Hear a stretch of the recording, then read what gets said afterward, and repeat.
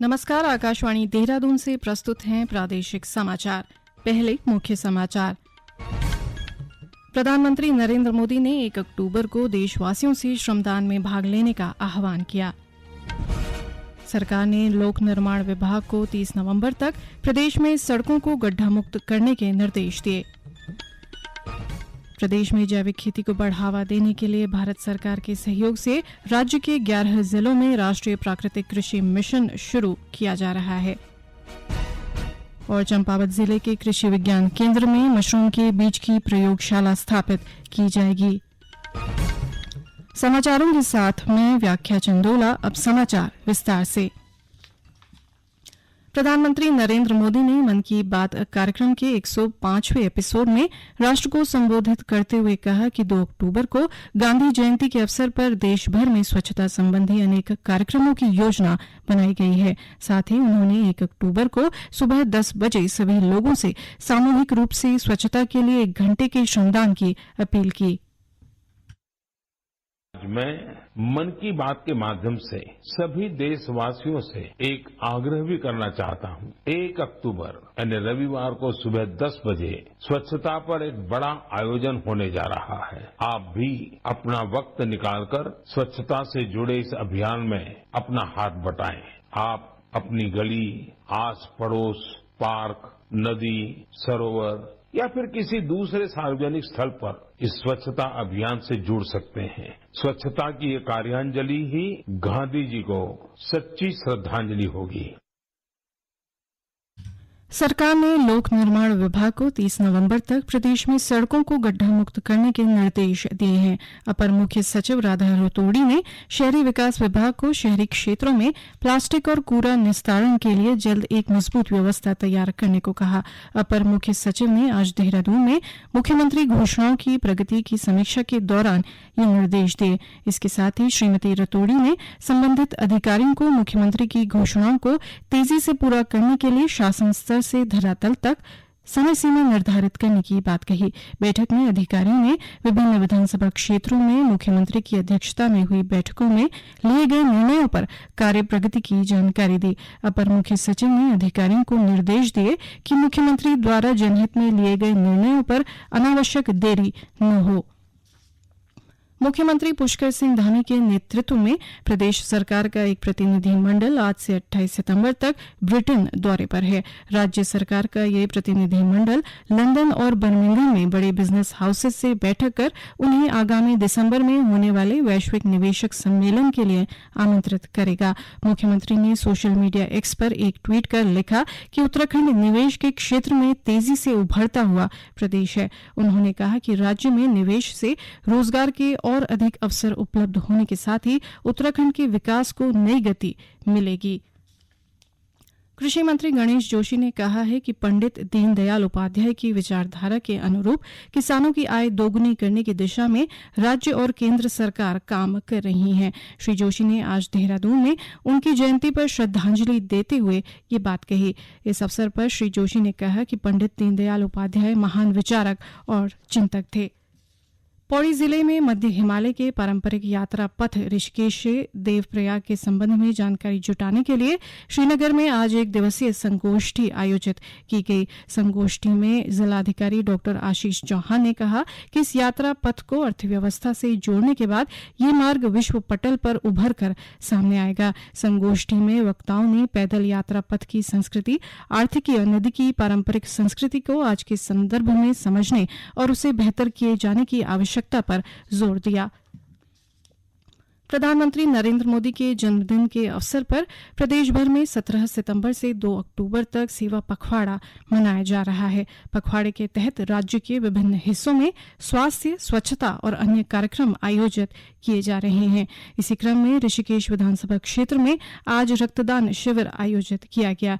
शिविर में लोगों ने बढ़ चढ़ कर भाग लिया, जिसमें 22 यूनिट रक्त का जमा किया गया। इस मौके पर शास्त्रीय चिकित्सालय के मुख्य चिकित्सा अधीक्षक डॉक्टर प्रदीप कुमार चंदोला ने कहा कि प्रदेश में तेजी से फैल रहे डेंगू मरीजों के लिए खून की कमी को दूर करने में ये शिविर लाभदायक होगा। ये समाचार आकाशवाणी के देहरादून केंद्र से प्रसारित किए जा रहे हैं। प्रदेश में जैविक खेती को बढ़ावा देने के लिए भारत सरकार के सहयोग से राज्य के 11 जिलों में राष्ट्रीय प्राकृतिक कृषि मिशन शुरू किया जा रहा है।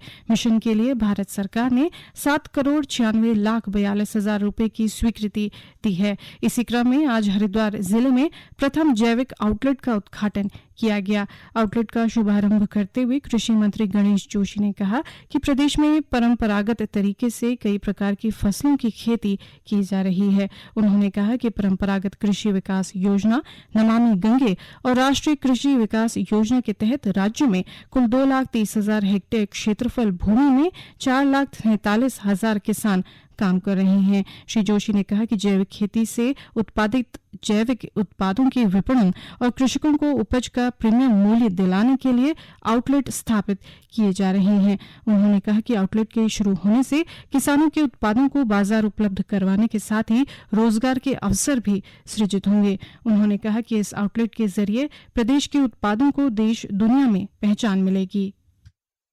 ये लोग श्री अन्न की ओर आ रहे हैं, ऑर्गेनिक फूड की ओर आ रहे हैं और मुझे पूरा भरोसा है कि ये आउटलेट की यहाँ पर भारी संख्या में तीर्थ यात्री यहाँ पर आते हैं। यहाँ से जब यहाँ के उत्पाद लेकर जाएंगे उसका प्रचार प्रसार होगा। इसके लिए मैं था कि मेंबर है जिन्होंने ये इसको यहाँ पे शुरू किया है उनको और अपने यहाँ के अधिकारियों को बधाई देता हूँ। चंपावत जिले के लोहा घाट में स्थित कृषि विज्ञान केंद्र मशरूम के बीज की प्रयोगशाला स्थापित करने जा रहा है।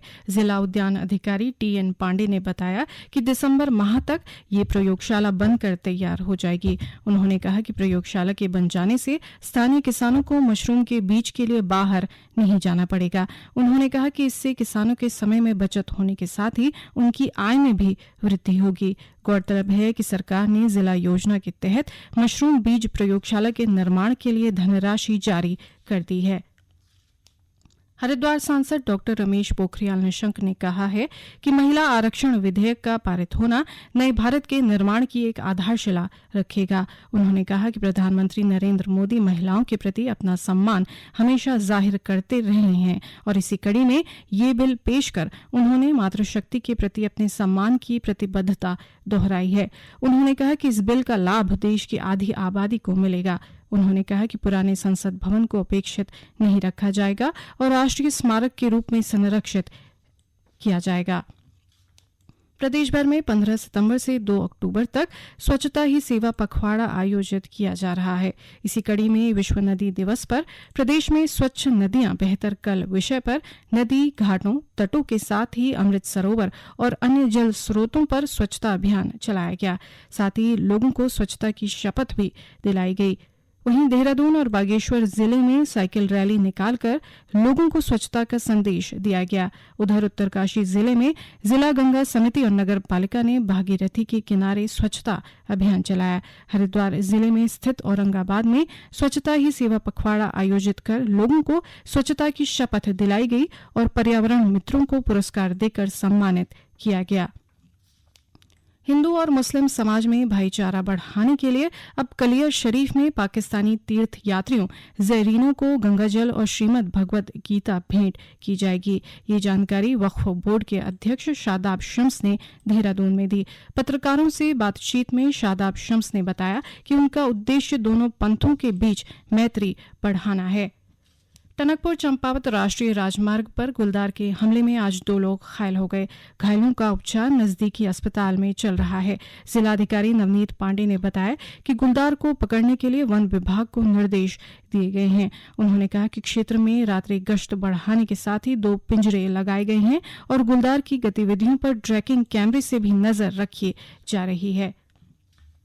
नैनीताल दुग्ध संघ के लालकुआं स्थित प्लांट में अमोनिया गैस के रिसाव से कई कर्मचारी घायल हो गए। घायलों को उपचार के लिए अस्पतालों में भर्ती किया गया है। हल्द्वानी के उप जिलाधिकारी परितोष वर्मा ने बताया कि सभी कर्मचारी पूरी तरह स्वस्थ हैं। उन्होंने कहा कि अमोनिया गैस के रिसाव के कारणों की जांच की जा रही है। अंत में मुख्य समाचार एक बार फिर। प्रधानमंत्री नरेंद्र मोदी ने 1 अक्टूबर को देशवासियों से श्रमदान में भाग लेने का आह्वान किया। सरकार ने लोक निर्माण विभाग को 30 नवंबर तक प्रदेश में सड़कों को गड्ढा मुक्त करने के निर्देश दिए। प्रदेश में जैविक खेती को बढ़ावा देने के लिए भारत सरकार के सहयोग से राज्य के 11 जिलों में राष्ट्रीय प्राकृतिक कृषि मिशन शुरू किया जा रहा है। और चंपावत जिले के कृषि विज्ञान केंद्र में मशरूम के बीज की प्रयोगशाला स्थापित की जाएगी। इसके साथ ही प्रादेशिक समाचार का ये बुलेटिन समाप्त हुआ। नमस्कार।